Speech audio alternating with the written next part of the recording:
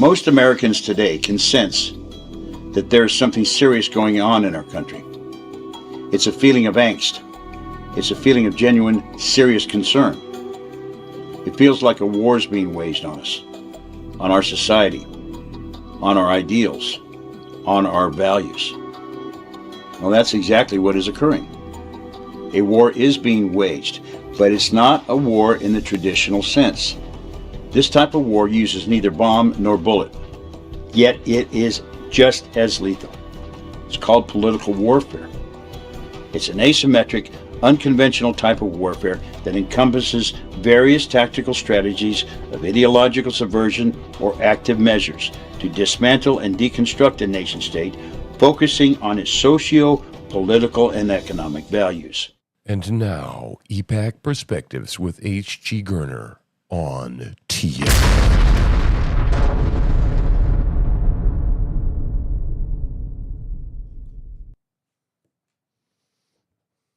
No, wait. Oh, wait, stop. Oh, my God. Do it again. Start over again. Oh, my Lord. It's okay. The host unmuted your mic. We're good to go. Welcome, everybody. This is an injury. This is my producer, his producer, and I'm on drugs. Go. Welcome, everybody. It's October 3rd, the year of our Lord 2024. I'm your host, HG and HD for EPAC Perspectives. Welcome, everybody. Glad you could join us. We have a very, very special guest with us today. She's a very good friend of mine, a scholar out of Syracuse University back a few years ago. Her name is Claire Lopez. Claire, thank you so much for joining us today. How are you doing?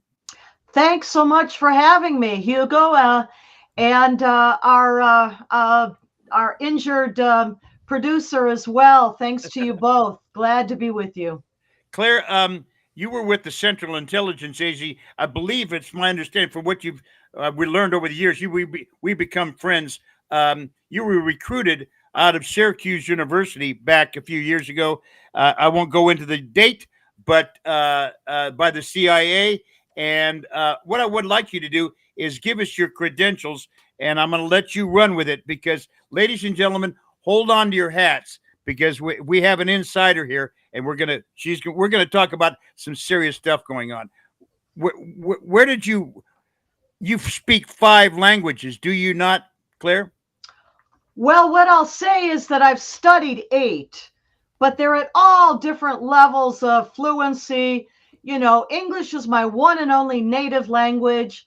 A couple of them are at basic survival level, and others are somewhere in the middle.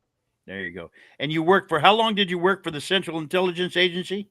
Yeah, so I got my master's degree in international relations with a Russia focus at Syracuse University, the Maxwell School, recruited out of there, yes, to the agency. There was a brief interim before I began at the agency, and that's because I didn't know if I was going to get that letter of offer. And so even after I'd finished my course, my thesis was accepted and all that, I didn't have that letter in my hand. So I went off to Marine Corps Officer Candidate School in Quantico, Virginia. Mm-hmm. And it was while I was there that the offer letter came that I'd really been waiting for. So I finished the course, went into the captain the night before graduation and said, well, I've got this other offer, and so I won't be graduating tomorrow because the ceremony includes taking an oath of office. I think it was for 3 years at that point. So yes, then I went off to 20 years, working the Russia target for those 20 years, but served all over the place: Africa, Central America, South America, Balkans. And after that, went into the private sector. I worked for a number of contractor companies. Battelle was one of those. Hawkeye Systems was another. But then gravitated towards the think tank world of Washington, D.C. This is after 9/11 now. Mm-hmm. And then joined at the executive level of the Iran Policy Committee, where I really did a deep dive on Iran and got my understanding of both Islam, in particular 12er Shiite Islam, and Iran. And then after that, around 10 years with the Center for Security Policy. Did a bunch of other things along the way, but am now independent at Lopez Liberty, LLC. Very good. Ladies and gentlemen, Claire has been an advisor for EPAC, which I am the founder of, and much of her information, in fact, it was Claire that actually got me pointed in the right direction almost a decade ago, I think, if I've lost track of the years, but she was the one that really pointed me and let me you have to define a lot of this stuff, and you have to do it in a reality-based concept. I was kind of all over the place, but she was instrumental in giving me the guidance that I needed to get down to what's really happening as far as in reality, because there's so much hype, and that's what we're going to talk about today. She has a very good understanding, and this is what I want to talk about. We're going to actually talk about two subjects. One, Mr. Ryan Roth. There's a lot of talk that somehow he might be this, he might be that. Could you give us your take from your aspect as a scholar on how this stuff can get out of hand? Can you give us, Claire, your take on the Ryan Roth situation? Where did he come from? What is that crapola? Right. So, Hugo, you might remember we only became acquainted 3 years ago. It was 2021. But Was it really? yeah, but all that's happened since then sure fills up the years and makes it seem a lot longer, doesn't it? Well, I apologize. It just we have spent so much. Ladies and gentlemen, I've on a couple of occasions I've been to Washington D.C. and Claire and I have had dinner at a great Italian restaurant there in Virginia, and we've had some great discussions. I've learned so much. I made a mistake. It seemed like 10 years, but it just basically 2021. So I stand corrected. There you go. Thank you, dear. But so in any case, what we're talking about here are actually two attempted assassinations of former President Donald Trump. The first one, of course, took place in Butler, PA. This was on Saturday, July 13th of this year, 2024. And Thomas Crooks, the attempted assassin, was laying flat on a rooftop that was unsecured within shooting range of this outdoor rally that was being held there in Butler. But for a turn of the head at the last moment by Donald Trump to look at a video screen up off to his right, he would not be here today. That was the first. Now, the second attempt that you're talking about here, Hugo, was this character named Ryan Ruth, Routh. And I would say that both of these, now Ryan Ruth, let's say very quickly, a couple of weeks ago, hid himself literally overnight in the bushes around the periphery, the perimeter of one of Donald Trump's golf courses, the International Golf Course in West Palm Beach, where he often golfs. But on this particular weekend, it was a Sunday as it happens, his decision apparently to golf there that afternoon wasn't made until the very last minute. He has his choice of other golf courses, of course, his own at Mar-a-Lago and others. But nevertheless, this Ryan Ruth guy laid in wait in the bushes on the periphery of the golf course, sort of near to hole number 6 on the course, from the night before, 1:30 in the morning on this particular Sunday, and waited for his chance, which was approaching as Donald Trump was playing hole number 5 6 would have been next.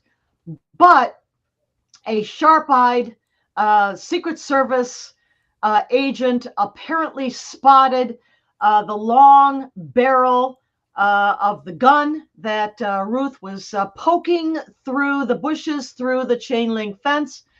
And even though that Secret Service agent was armed, apparently, as far as we know, only with a sidearm, he began shooting at the apparent person hiding in the bushes, which was enough to cause Ruth to drop the gun, take off running to his vehicle parked across the street, and take off. Another happenstance, pure luck, I guess. A bystander there on the street saw him running to his car, maybe had heard the gunshots, which did not hit him. The distance for a handgun was too far.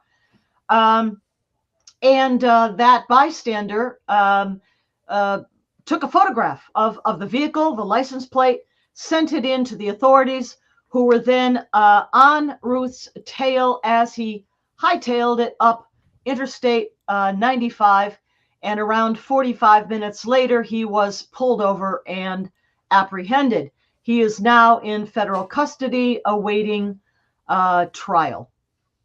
What I was kind of curious about is that now we talked about this before, Claire, about a week ago. There's a lot of people that are hyping this up, that there's some sort of government involvement or somebody. It's my understanding. Correct me if I'm wrong, but I don't. There's people that say that somehow the CIA is involved in this, or somebody in the government, the FBI, or who knows what. From your understanding and what connections you have, do you see any of that BS? Well, I think this is probably why Bill Gates made delete buttons on computers. But what I will say is that there are some commonalities, if you will, between these two attempted assassins. Thankfully, neither one of them successful. And in both cases, what I would say is that there was institutional, absolute dereliction of duty, if not criminal negligence on the part of the Secret Service. I don't mean to say that that is anything conspiratorial or that has anything to do with any other three-letter agency of the U.S. government, but only that the Secret Service has the authority to protect those entrusted to them. And this includes the sitting president of the United States, that would be now Joe Biden, his family, as well as the vice president, currently Kamala Harris, her family, but also former presidents like former President Donald Trump and his family. And that is lifelong. For a former president, that is lifelong protection. They were seriously derelict of duty, and I would even go so far as to say criminal negligence in carrying out their responsibilities in both of these cases, Butler, PA, and West Palm Beach, Florida. May I ask a question? Yeah, sure. I just kind of wanted your input on just the recent information that Jack Smith has been releasing information this morning, but also they said that the most recent attempt, the Merrick Garland apparently announced that this recent attempt, and the prosecutor said we don't have time to be able to, under normal circumstances, the normal going on cranking through of our justice system. We don't have enough time because it's such a complex case. We need to put this off until later. What do you think of that request of prosecutors saying we need to take this criminal prosecution and put it off indefinitely until a later time? Because I'm suspicious of why would we not want to, right in front of an election, just, crack this stuff wide open as quickly as we can and find out what happened. Well, I'm sure the investigation continues. I am encouraged to see that Florida Governor Ron DeSantis is conducting an investigation of his own, although I have heard reports that he is frustrated at the lack of cooperation from the federal agencies, to include the FBI, which has the authority for the investigation. With 30 something days left until the November 5th presidential election date, I actually would rather see this put off.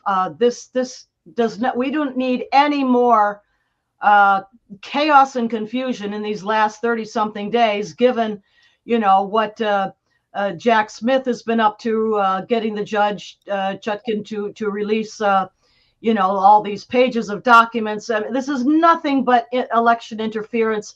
Push it all off until after the election. But in the meantime, better be pursuing the investigation, interviewing witnesses, taking down, testimony, and conducting whatever lab tests need to be done on the weapon, other belongings left behind. For example, with Ryan Ruth, he left a couple of bags hanging on that chain link fence. One of those bags contained ceramic plates. Kind of weird, because ceramic plates are the things that you put in the pockets of bulletproof vests, but there was no bulletproof vest there, just the plates. Very weird. Right. I will say this, the commonality, and I didn't get to say, between these two attempted assassins, both Thomas Crooks and now then more recently Ryan Ruth, I think both of them are disturbed individuals. What we know of the history of their past shows very unstable, emotionally, mentally unstable people. But also we should talk about the question of foreign interference, in particular the Iranian regime and its specific threats against former President Donald Trump, but others as well. And that's where I would like to take this, because we're going to cut this a little bit short today, because normally our shows are about 45, 50 minutes long, because we got a producer's under a little bit of pain right there. But I want to get your point. Actually, I'm feeling fine right now. The only reason that I asked you whether you wanted to do this show was perhaps I was feeling a little too fine. Other than that, but I mean, I do have a question. I think it's interesting that you said that right now you agree with the idea to put it off because of the political interference. Yeah. And I hear what you're saying. And then I actually threw the Jack Smith in there because of the opiates I am on, and it happened to be in Florida, and it was something he released today. But it was something that was, and if you watch the clips out on it, they're talking about how wonderful it was because it wasn't written in legalese, and it was written so that the voters could understand what kind of threat we have to our democracy. Well, first of all, we're a constitutional republic. We're not a democracy. Yes, however, you are right. We don't need any more stink bombs thrown into this mess in the last 30 days of the election. But how do we know which one?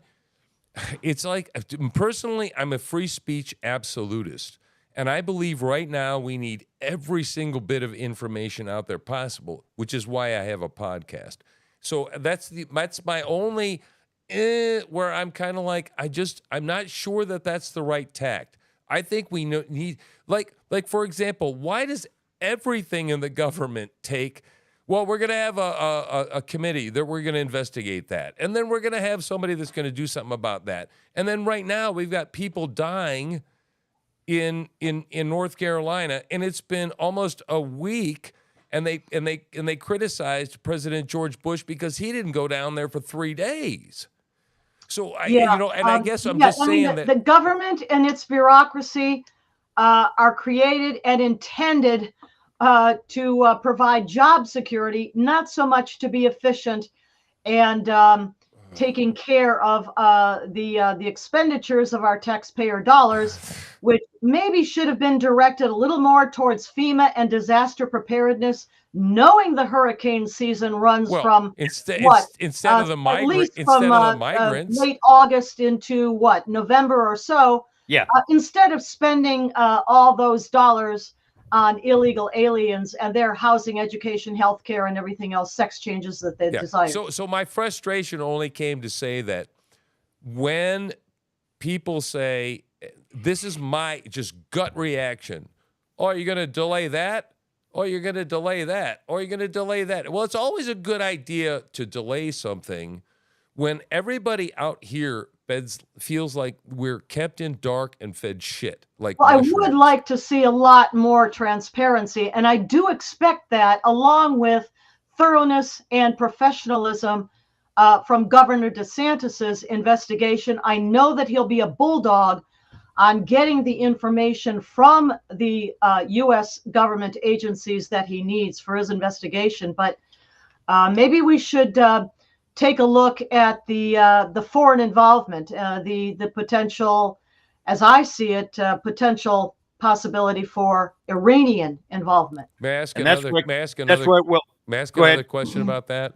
Because there are a number of people on the other side that say that's the false flag we're looking for. No, it's not in a false order to flag. Go I assure you. and be the No. neocon machine, No. industrial war complex, so that we can go take out Iran. No, it's not. It's not a false flag at all. The Iranian regime that came to power in a jihad revolution, Inqilab-e Islamiyya Irani, in 1979, is an illegitimate government. The people hate it. They want to be free of it. And there's no excuse why, after they have been developing nuclear weapons for the last 45 years, that we have held off this long on supporting the Iranian people and their own desire to stand up and be free of this oppressive regime. There it is right there. And one last thing before we close. Well, I Where do haven't you- gotten to the involvement yet.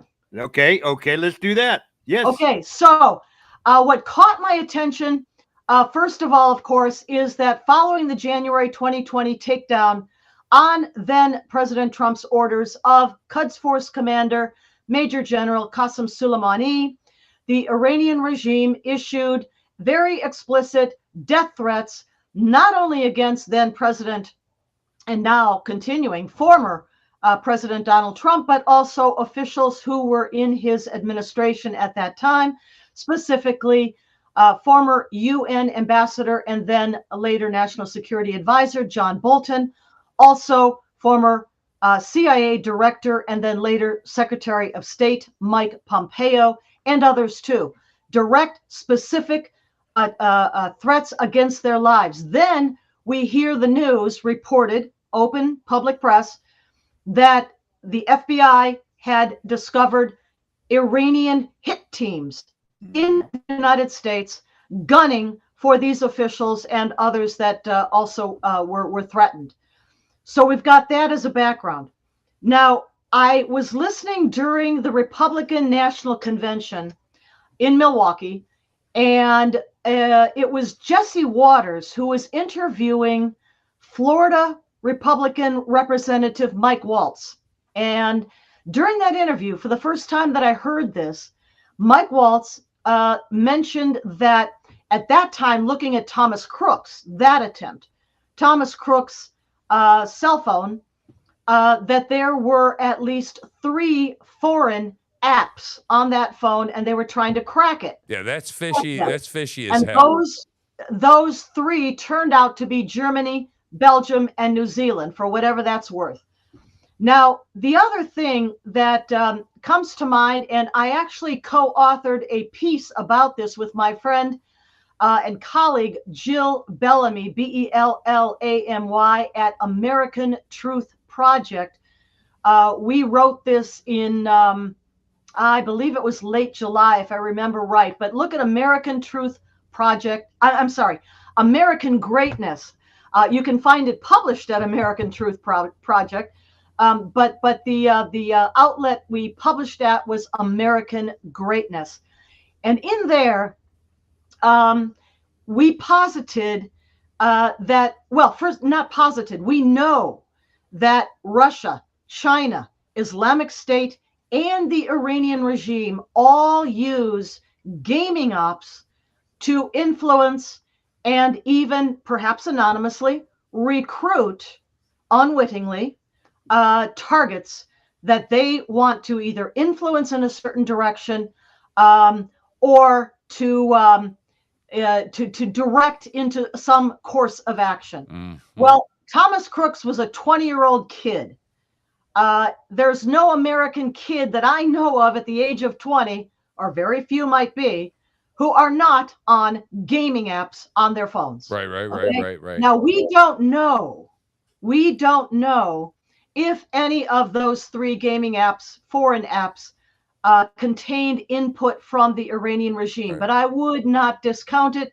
And also the fact that Mike Waltz sits on the House Intelligence Committee, the Hippy, makes me think that perhaps he has more, not perhaps, he certainly has more information than he would be able to share publicly on a public interview like that. So there's that.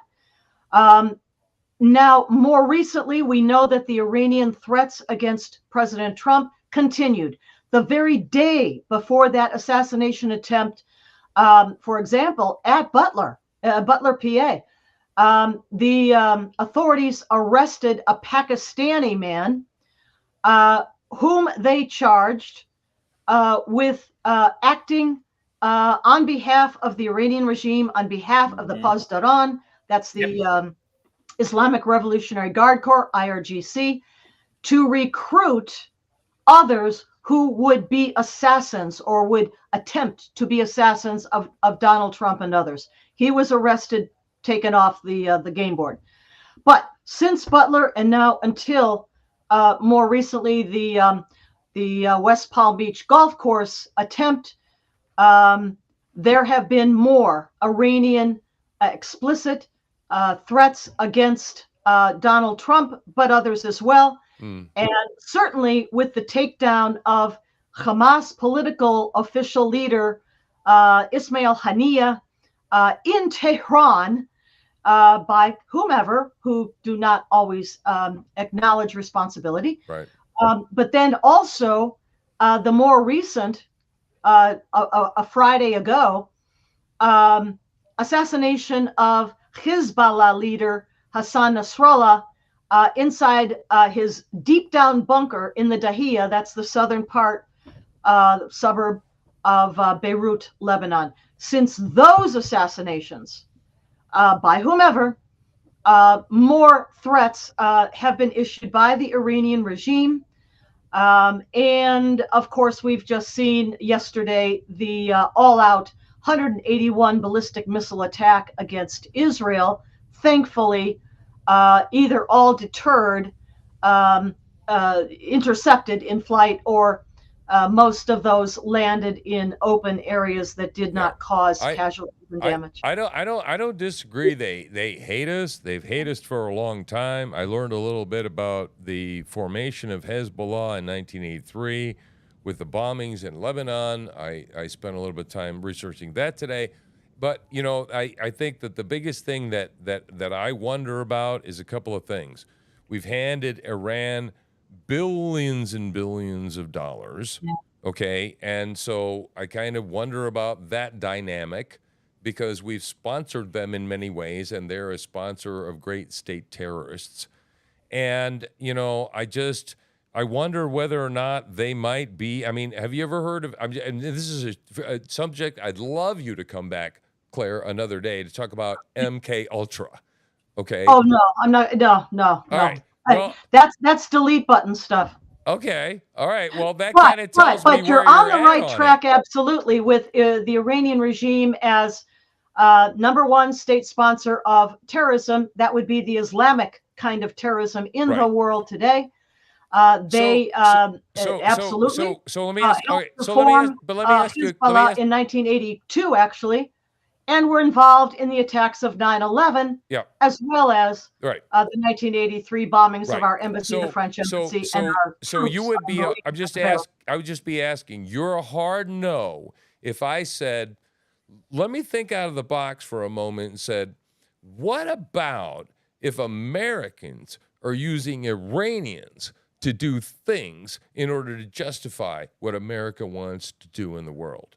That would Delete be kind button, of a delete hard. That button. would be kind of a your However, hard no on what that. I will say is that the United States absolutely has been directly and or indirectly funding both sides of this. And you mentioned Well, there you absolutely go. correctly how the Biden administration of the last 3.5, almost 4 years, has granted waivers and failed to enforce sanctions on the Iranian regime, which allowed them to export gazillions of tons, barrels of oil to customers around the world, in particular China, but other customers too. All right. So then, what By I would like to finding, know is why is garnering that? millions and millions, billions of dollars into their coffers Yeah. that went to, number one, their nuclear weapons program, and number two, to their Islamic jihadi terror proxies, Hamas, Hezbollah, the Hashd-e-Shaabi in Iraq, and the Houthis, among others. Well, then when you come back, then I'd love to talk about that. Why is that?